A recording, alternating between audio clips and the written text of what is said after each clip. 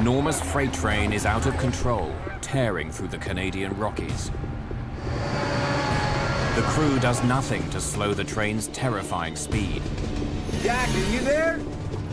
Charging the other way, a passenger train with more than 100 people on board.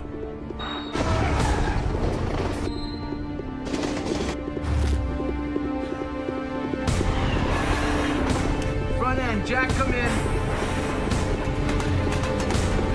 Oh my God.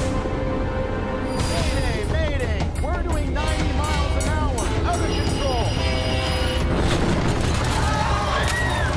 Take a life jacket! Where's the Coast Guard? Don't let go!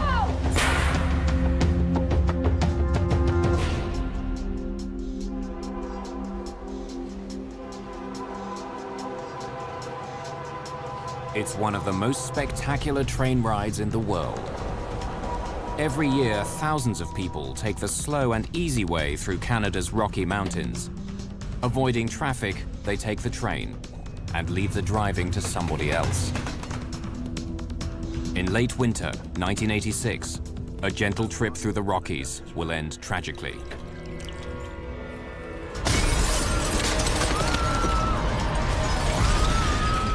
It was like a mini atom bomb. And all of a sudden it ignited. Woof. I'm gonna help you. I can hear the women screaming, you know, to save her baby.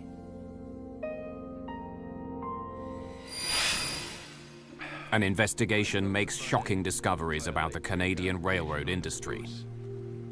At that time, I didn't think that anything was wrong.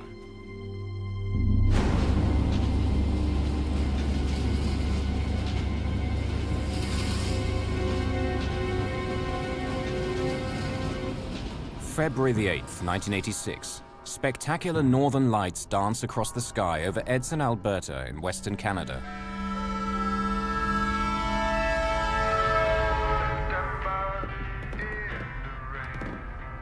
Driving freight trains has been a lifelong dream for 48-year-old Canadian National Railways engineer Jack Hudson.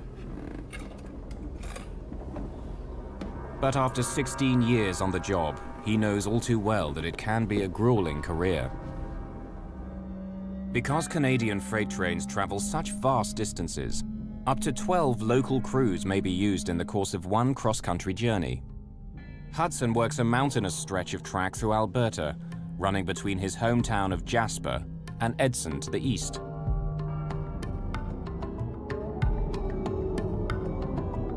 Like many trainmen, Hudson works a regular beat, driving over the same stretch of track, then turning around again with another train, day after day.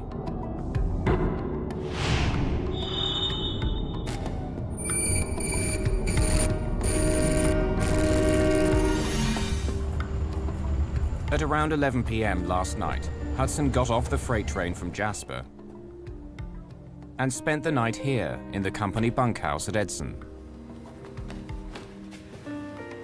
Now he's up again after just 3.5 hours of sleep, ready to return to Jasper.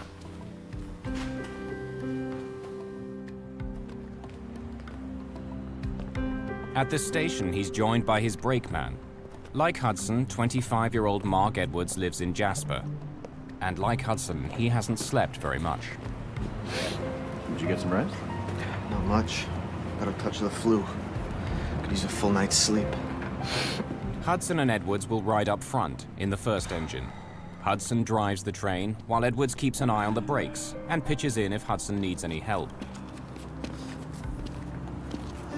Known to his fellow railmen as Smitty, 33-year-old Wayne Smith is Hudson's conductor. He's the last of the three-man crew in charge of the freight train this morning. Smitty? Smith rides in the caboose, the last car in the train. He acts as an extra set of eyes, making sure the men in the front end know what's going on behind them. The three men are long-time employees of Canadian National, or CN, Rail. And all of them have been up and down this length of track countless times before.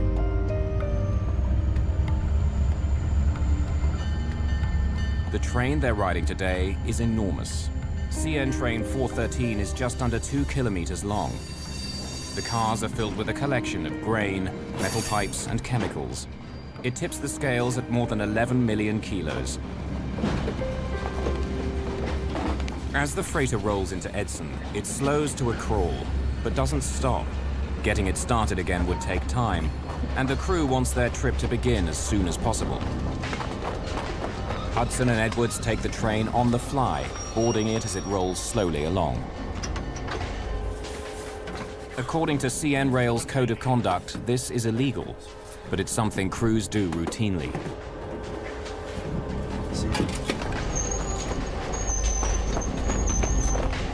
With the caboose still nearly 2 kilometers away, Smith stands by the track to inspect the cargo as it crawls by. He makes sure there's nothing obviously wrong with the freight or the cars carrying it. All set, Jack. Clear signal leaving Edson. Clear signal leaving Edson. Another part of Smith's job is to stay in touch with the front end of the train. He's supposed to make sure they're alert throughout the journey.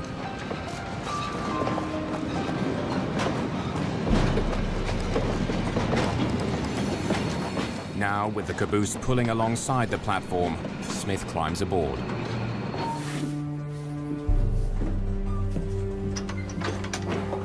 Okay, he's got the brakes off. You're good to go. See you later. At 6:40 a.m., Hudson pushes the throttle. The freight train picks up speed as its 8,000 horsepower diesel engines open up. The CN freight train begins the long haul west to Jasper. The men are going home. Dispatcher to 413. Good morning, dispatcher. Good morning, Jack. But Hudson isn't sure exactly how long his train is, or precisely what he's carrying. Dispatcher at Medicine Lodge here. I haven't had a chance yet. Oh, that's, you got pretty well grain cars, eh? Yeah, I think so. Yeah. This should be the right length then. Okay, thanks.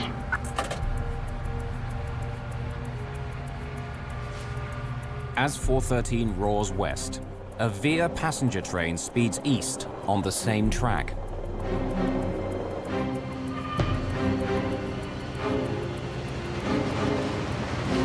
Via Rail's Supercontinental Passenger Train number 4 is cruising toward Edmonton, Alberta.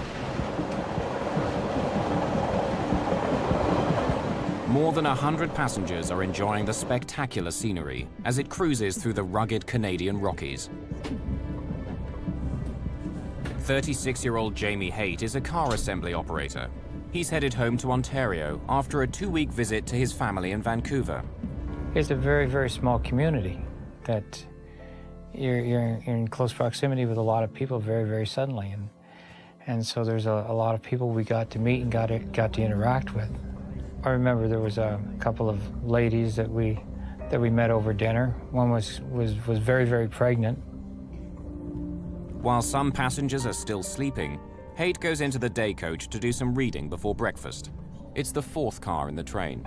I remember this lady, and she had a little boy with her, about 3 years old or whatever. He was quite in awe, the little child was quite in awe of the scenery. So I sat down in it, and I lifted the shade a little bit so I could get some of the daylight coming in, and I started to read a pocket novel.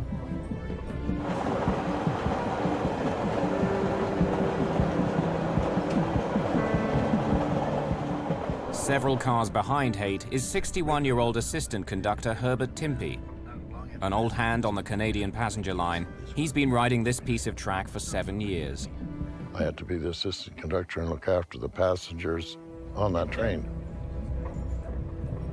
Next stop, Hinton. The passenger train is pulling into Hinton. The freight train is just about to reach Hargwen Station, 20 kilometers east. Here, the rail line briefly splits into 2, so trains can pass each other. 413 will take the upper track, while the passenger train passes below it. As Hudson approaches the split in the tracks, traffic signal lights tell him to slow down. Smitty, we've got an approach limited signal at Hargwen.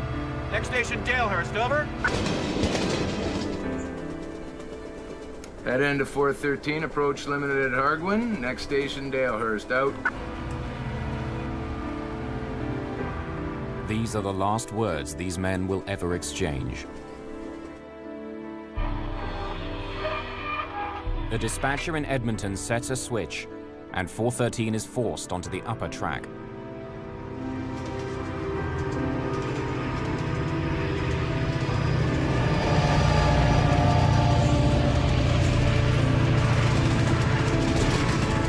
The Via passenger train arrives at Hinton Station at 8:20 a.m. On board, 64-year-old Martin Pedersen settles down to breakfast in the downstairs lounge of the Dome car. He's feeling rested after a good night's sleep.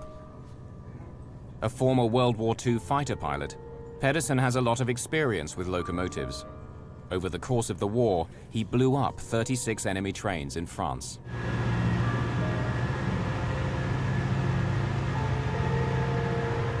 The night before, Pedersen swapped war stories with another veteran he met on board. 61-year-old Kenneth Cuttle is a former Royal Marine. It was February. I was going to Edmonton to look for another job. Like Pedersen, Cuttle also fought behind enemy lines in World War II. Cuttle and Pedersen are survivors.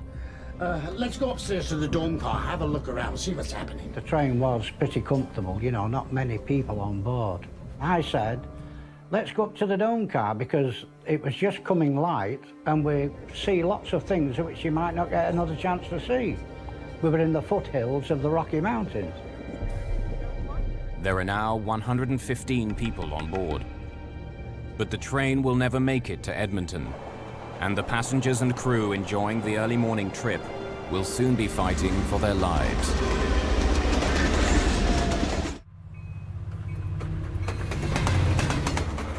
It's a clear, sunny morning on board a passenger train in Western Canada. Breakfast is being served as the train rolls east through the Canadian Rockies. Just 15 kilometers away, an 11 million kilo freight train, CN 413, rumbles down the track towards it. With diesel engines still pounding at full throttle, it's pulling 113 rail cars of grain and hazardous material. From the outside, everything looks normal. But what's going on inside the lead engine of 413 is about to become one of the greatest mysteries in Canadian railroad history.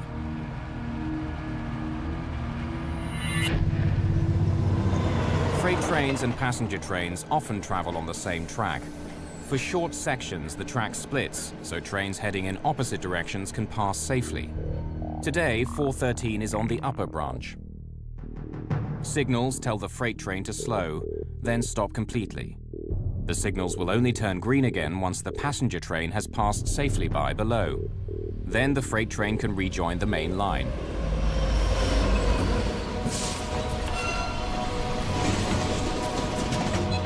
But 413 isn't slowing down. It's now heading downhill and it charges through the warning lights. If it doesn't stop soon, it will return to the main line at full speed, straight into the path of the passenger train. Unaware of the bizarre behavior of 413, the passenger train continues east. Martin Pedersen gets his breakfast. Hi.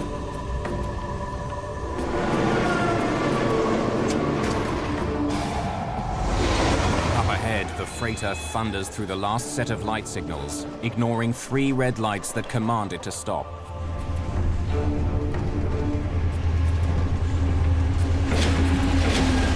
It slams back onto the main line. It's traveling 95 kilometers an hour and weighs more than 11 million kilos. And still it doesn't slow down.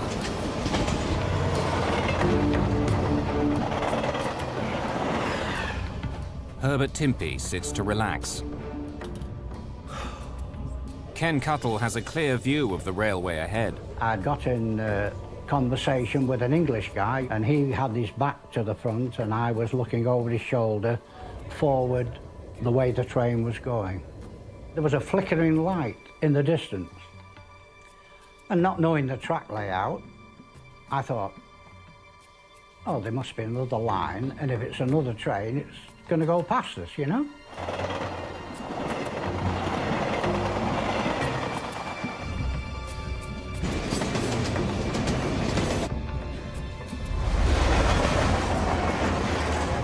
Just I was reading the pocket novel, one of the girls from the party or group happened to just walk past me.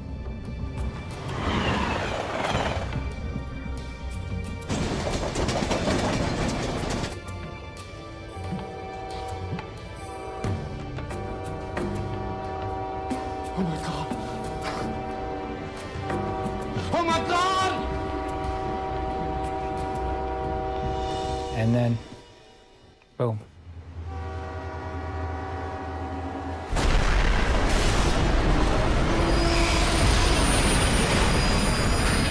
The trains collide like two charging rams at a combined speed of nearly 200 kilometers per hour. Passengers are rocked by one collision after another as 70 freight cars pile into the wreckage. Like an incoming wave, grain cars, long pipes 3 foot in diameter, 30 feet in length, you name it. And these were flying through the air like toys. Thrown from the tracks by the force of the collision, one freight car flies through the air, smashing to a stop on the Via train. And the whole world seemed to explode. It was like a mini atom bomb. It was a big mushroom of black smoke.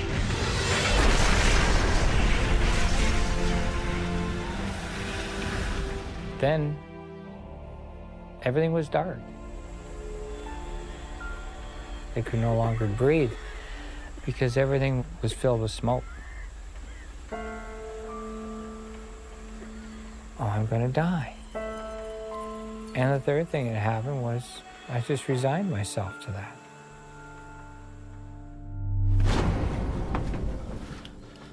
I've been working about 37 years and on the railroad, and I never seen anything so bad.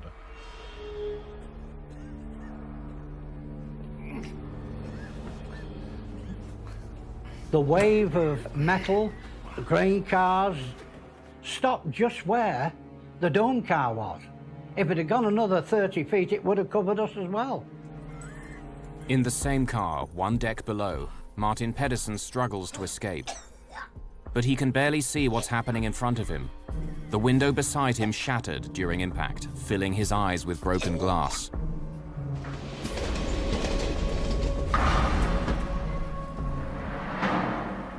Almost 2 kilometers behind the engine, the caboose of train 413 finally lurches to a stop.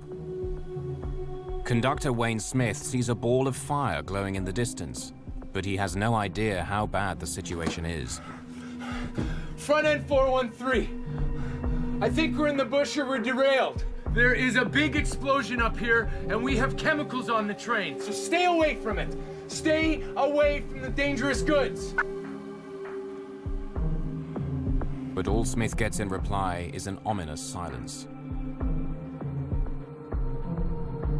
Passengers continue to struggle to escape the mangled wreck of their train as the smoke thickens. I was trained well in the Royal Marines to survive and to act spontaneously. There was a window at the back of the dome car, and it was all cracked, and I just jumped up on the seat, smashed my head through the glass roof, and shouted, "Come on, let's get out."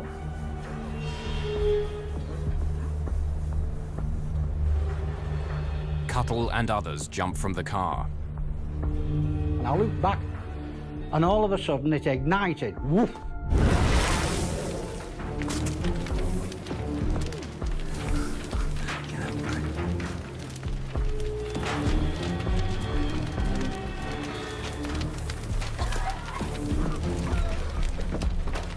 Down below in the lounge car, Martin Pedersen also manages to escape. But others aren't so lucky. Many are still trapped in the burning cars, including passenger Jamie Haight. The roof of the coach had been crunched down. I mean, I'd lost my glasses. I couldn't see, I couldn't breathe. And here it was the porter that had been behind the snack bar, had opened up this exit way, and he had vamoosed out through it, and I took off out behind it too.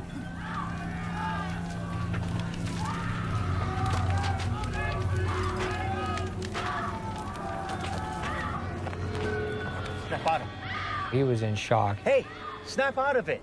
Hey, buddy, pull it together here, you know, there's people in here and we got to do something about it, but... Half blind without his glasses, Haight goes back inside, trying to help others out of the wreck. 413 here, dispatcher. Back in the caboose, Smith is talking to the freight train's dispatcher, some 285 kilometers away in Edmonton. Everything in the air. We're gonna get a doctor out here and some ambulance. Herb Timpey, the assistant conductor on the passenger train, can hear the conversation on his radio and breaks in. Passenger coaches all over the ditch. And get an ambulance. And there's a whole bunch of cars on fire. You get that, dispatcher? We need the fire department here very badly. Some coaches are trapped with passengers inside. They're burning.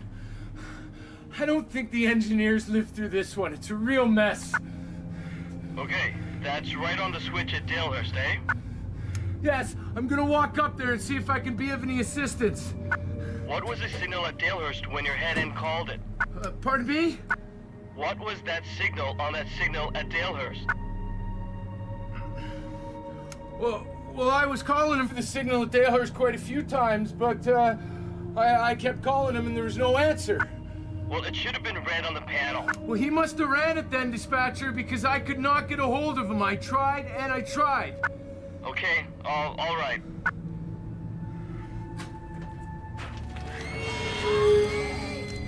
Back at the head of the passenger train, Jamie Haight tries to save who he can. Are you okay? I'm gonna help you. Haight can hear the screams of men and women trapped in the flames. And I can hear the women that I had dinner with the night before screaming, you know, to save her baby. Haight was not able to save the mother and her child. They're out of reach under debris. That was difficult. People who were trapped and couldn't get out, screaming like you've never heard. One guy knew that his wife was trapped and he went back in and died with her.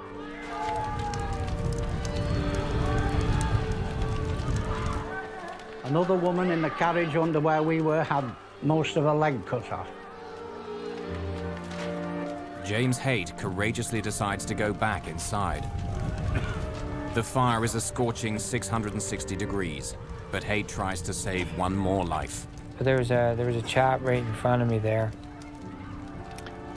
and it was the chap I had dinner with the night before. Then all of a sudden the flames came and consumed him.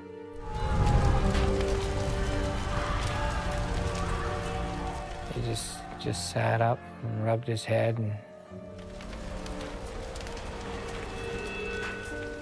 because there's nothing more we could do for him. Anybody in front of me in that coach was dead. For whatever the reasons, it wasn't my time to go then, for whatever the reasons.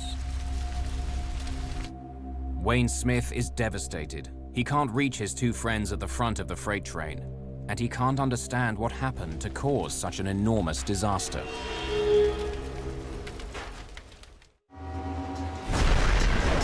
In Western Canada, a freight train has smashed head-on into a passenger train carrying more than 100 people.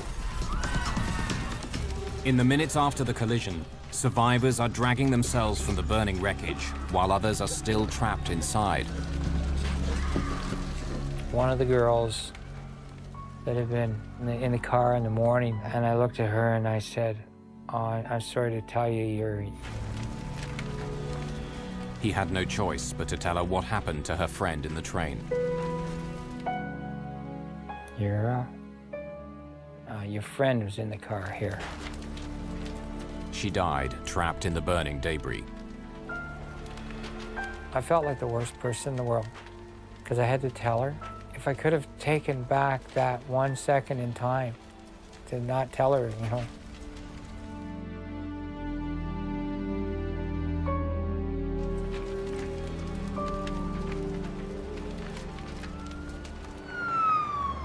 Royal Canadian Mounted Police Constable Mark Linnell is one of the first to arrive on the scene. I was told there was a train derailment, not a train crash. I mean, there's a double whammy. The RCMP officer came. He could hardly speak. His mouth dropped open, and he said, "I can't believe what I'm witnessing." It's a horrifying scene. Pictures taken shortly after the crash show utter devastation. I mean, I was just flabbergasted. I just couldn't believe it. And instant. That's quite the thing to see.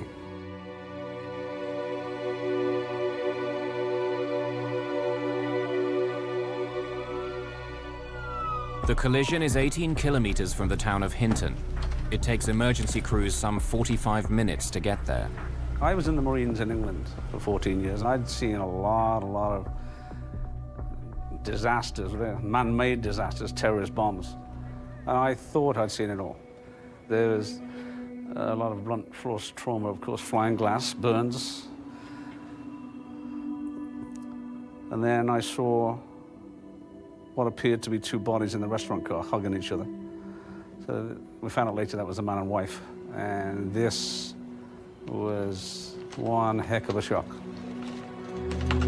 As Linnell is escorting survivors away from the site, he sees a lone man with a radio coming down the track. How's the front end doing? What's your name? Smith is about to learn that his colleagues aboard his train are dead. Like, what happened? Like, did they make contact with the... We're still under investigation, and there's not a lot I can tell you right now. Okay, so they still might be... I mean... I'm really sorry. He'd be distraught and shaken, and his train is wrecked, and all these people dead.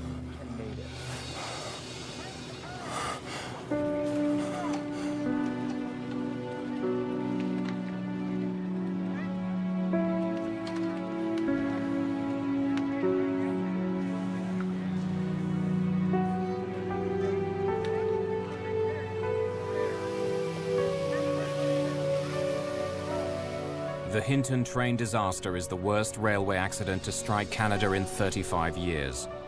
More than $30 million in property are destroyed.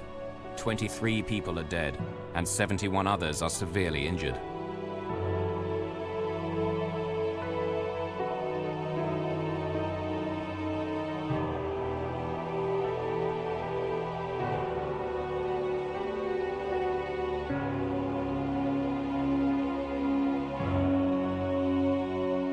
Wayne Smith is the only surviving crew member of the CN train, the only man who may be able to explain how an 11 million kilo freighter plowed headfirst into an oncoming passenger train. What he knows could be critical to unraveling the cause of the disaster. 2 days after the collision, the Alberta government establishes an official commission of inquiry, and the Honourable Mr. Justice Rene P. Foisy leads the investigation. Judge Foisy is a justice of the Alberta Court of Appeal. It was reasonably simple. I mean, what caused the accident? But it turned out to be a lot more complicated than that because there were no easy answers as to what caused the accident. Freight and passenger trains routinely use the same tracks without incident. What was different this time? Over the next 11 months, Foisy calls on 150 witnesses and specialists to help him find out. I think what has most surprised me is the complex procedures, the equipment, the overall complexity that we have to look at in running a railroad and what goes on in running a railroad. While Conductor Smith recovers from the accident, Foisy gets to work. He begins by studying the signals that should have told the freight train to stop. If they weren't working, the crew on 413 may not have thought they needed to slow down. CN did a very in-depth test on the signal system, and it was determined that it was performing properly. We went further. We hired our own independent experts to test the system.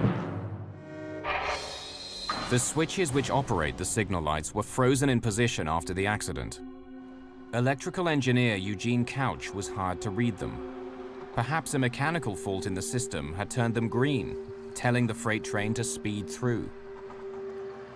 A fault does not give a positive green light to any situation. So if there was a fault in any control part of the system, it would have forced everything to go to red, which meant the passenger train would have stopped and would have forced the freight train to stop.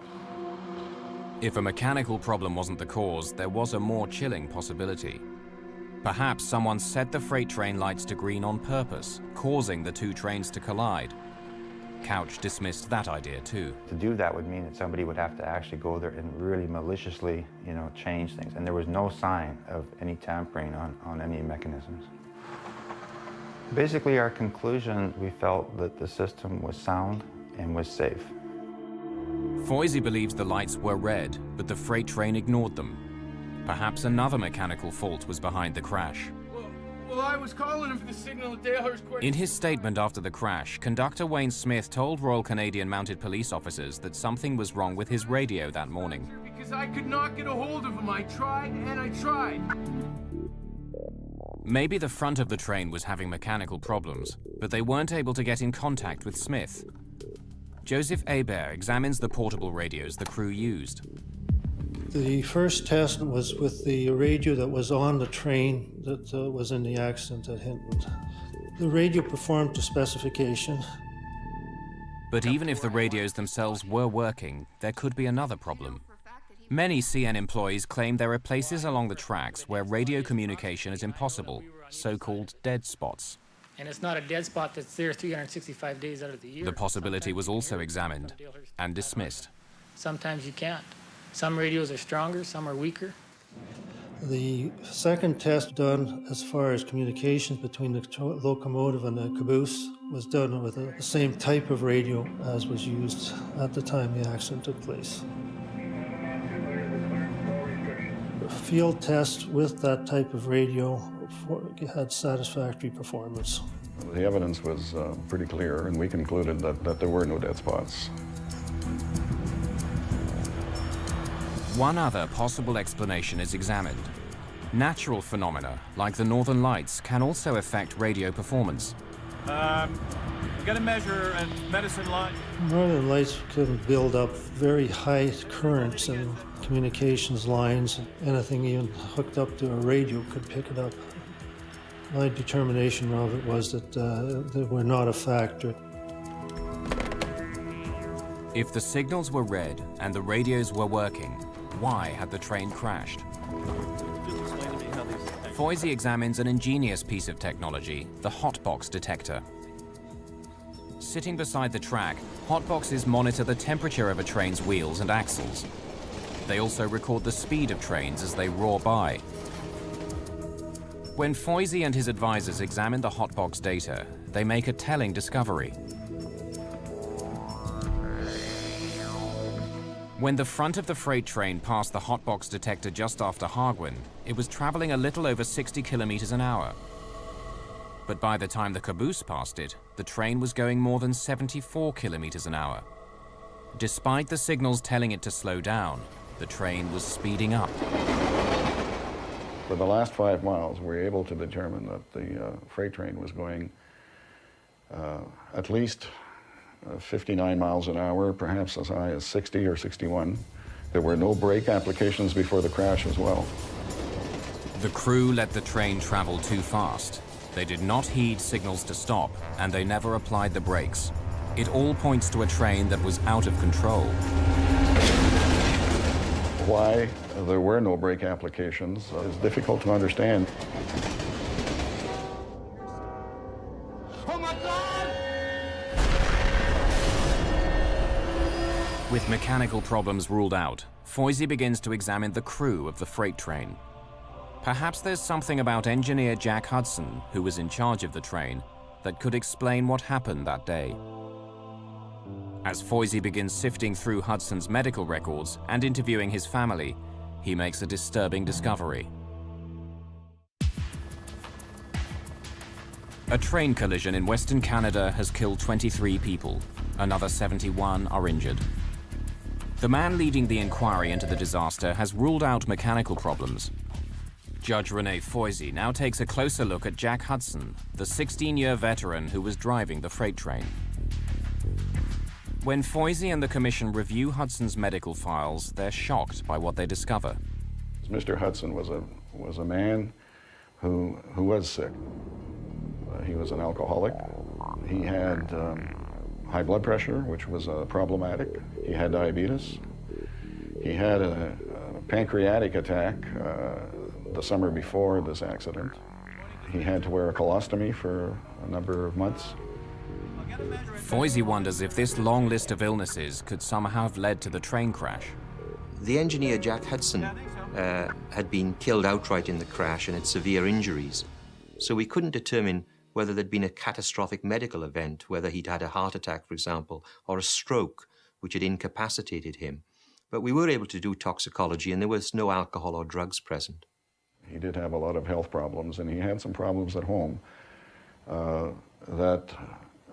These problems at home appeared to be on the mend, and that he was not the kind of man who, if he was going to commit suicide, would take 23 people with him and injure another 70, some of them very, very seriously. So we discounted that possibility of a suicide. If it wasn't suicide, if Hudson did have a stroke or heart attack at the controls, why didn't his brakeman, Mark Edwards, take any action? Investigators come up with one plausible answer. Did you get some rest? Not much. Got a touch of the flu. Could use a full night's sleep. Perhaps Edwards had been asleep on the job. Dr. Alison Smiley is an expert on sleep and fatigue. Jack Hudson, he had at the very most, before he went on duty that day, 3.5 hours of sleep. And that is if he slept from the last moment somebody saw him till the moment somebody next saw him again, 3.5 hours.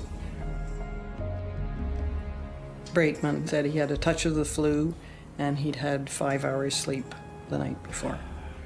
Wayne Smith similarly had insufficient sleep, about 5 hours before the collision. As the freight train passed the signals telling it to stop, the entire crew may have been fast asleep. You could work at any time of the day. So one day you might start at 4 o'clock in the morning, the next day you start at 2 in the afternoon. Their hours were so erratic, they were continually in a jet lag state because their physiology was never sort of fully adjusted to any particular working hours. When it comes to staying alert, train engineers face many challenges, including long rides up and down the same stretch of track. The tracks going by one after the other, it's a very soporific situation to work in, and easy to see how somebody, no matter how motivated, could fall asleep.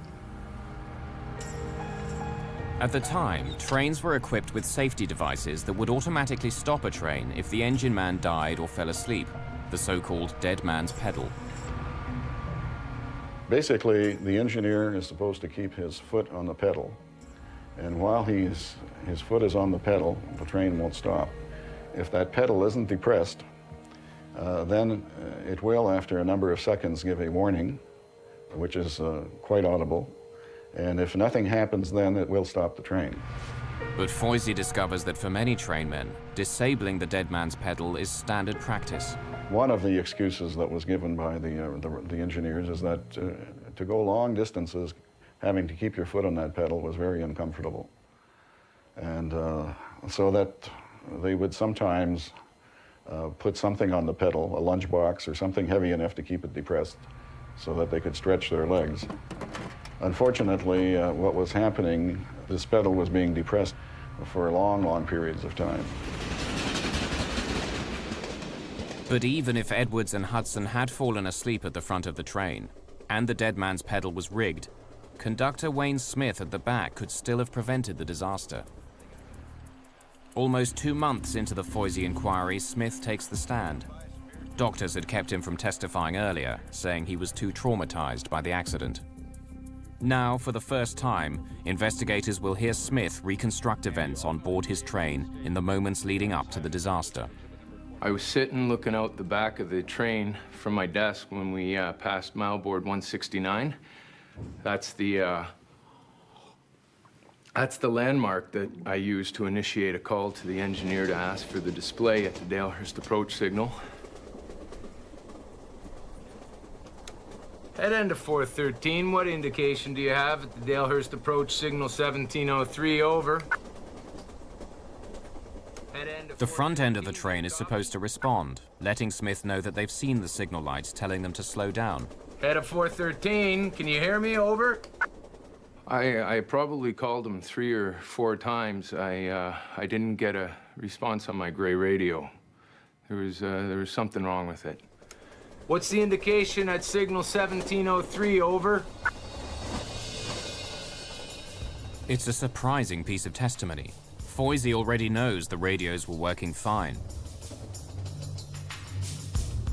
When Smith is asked how fast he thought the train was going before the collision, Foisey gets another surprise.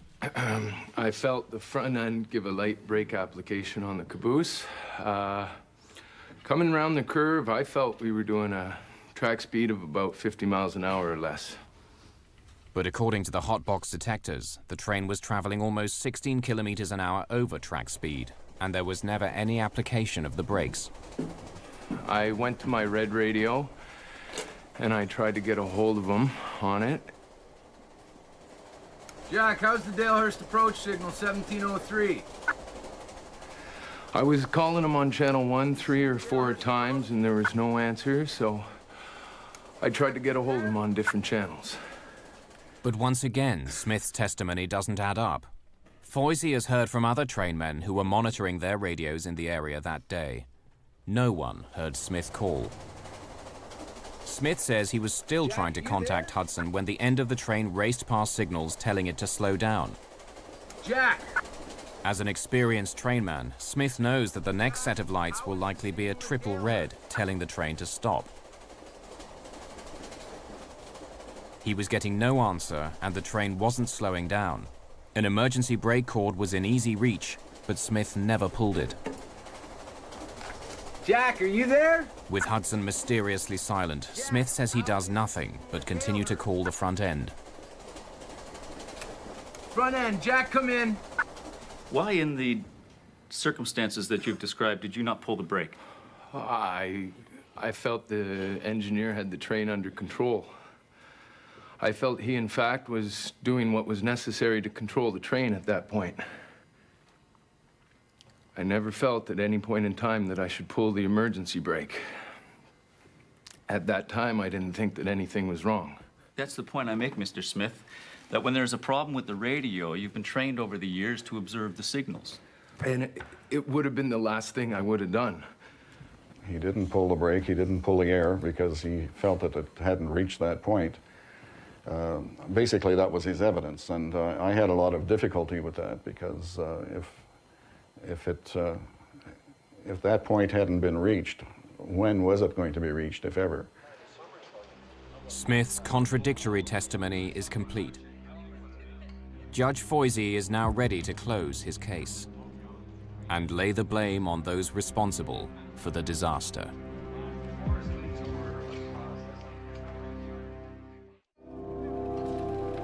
The inquiry into one of the deadliest train crashes in Canada is complete. 23 people were killed when a freight train crashed head-on into a passenger train near Hinton, Alberta. Chief Investigator Renee Foisey has explored every angle, from technical malfunction to human error. He's now ready to deliver his report on what went wrong that day. In his 205-page report, Foisey parcels out the blame, naming all the key offenders. Foisey writes that the train's engineer, Jack Hudson, failed to observe and obey light signals, commanding him to stop his train before it entered the single track. If Hudson was unable to do his job, brakeman Mark Edwards failed to intervene. He also ignored the light signals and didn't brake the train before it entered the single track. Conductor Wayne Smith was guilty too. He had failed to follow operating rules and pull the emergency brake when he couldn't contact the 2 men at the front of the train. In a statement to police, he had even suggested that he thought they were sleeping. Said that my head end was asleep. Do you recall making that response, sir? Yes, I do. With so many contradictions in his testimony, Foisey rules that the conductor's evidence is unreliable. I wasn't sure what had happened, and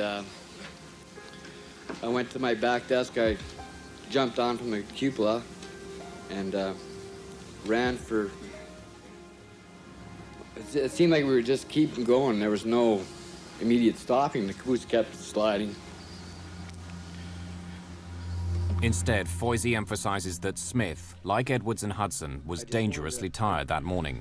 I just wanted to get home, actually, at the time. But the crew aren't the only ones Foisey blames for the accident. According to the Foisey report, Jack Hudson may well have had a stroke or heart attack before the collision. But CN management had known about Hudson's medical record for years.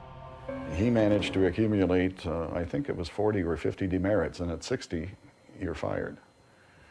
But after he got to that level, there were some other infractions which weren't recorded. Foisey also calls attention to the rules that were routinely ignored, such as rigging the dead man's pedal and taking the train on the fly.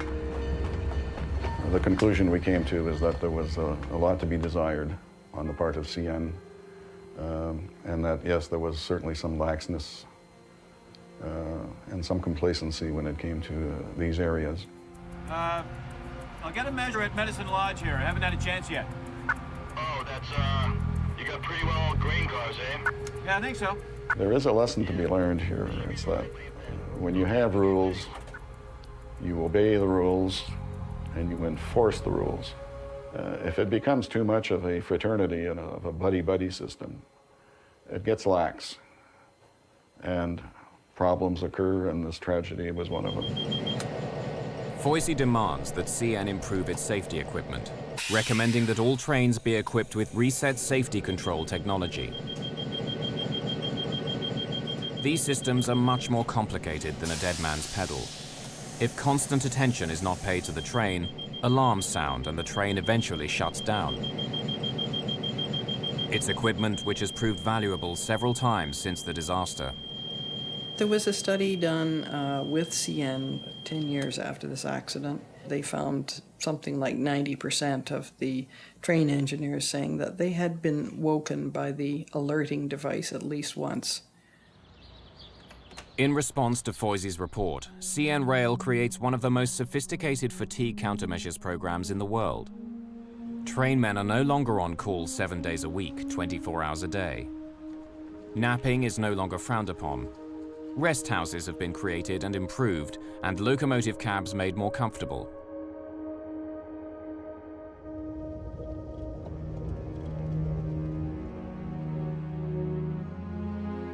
For the victims of the Hinton disaster of 1986, changes to Canadian railroading come too late. I still remember the people that were killed in the accident and good friends I had on the railroad. And that's really, it does bother me.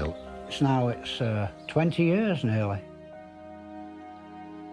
And I'm still going strong. Very lucky. I don't equate it to luck, no. No, too much of a tragedy to think about luck. There's too much hurt that happened inside of me. It took me quite a while to rebuild my sanity again. I got over it fairly quickly and got on with their life.